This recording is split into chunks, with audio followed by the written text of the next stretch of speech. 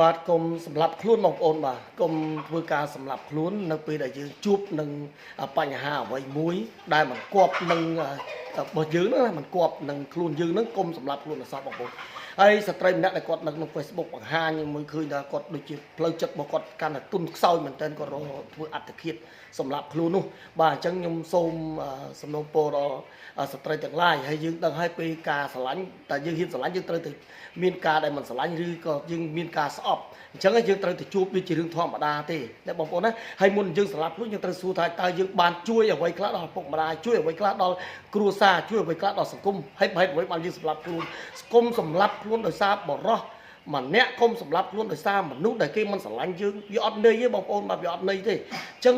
មានជួបមានព្រាត់ណាបាទមានស្អប់មានស្រឡាញ់មានបាត់បង់មានបានមកវិញអានោះវាជារឿងធម្មតាទេបាទអញ្ចឹងទទួលយកបងប្អូនបាទ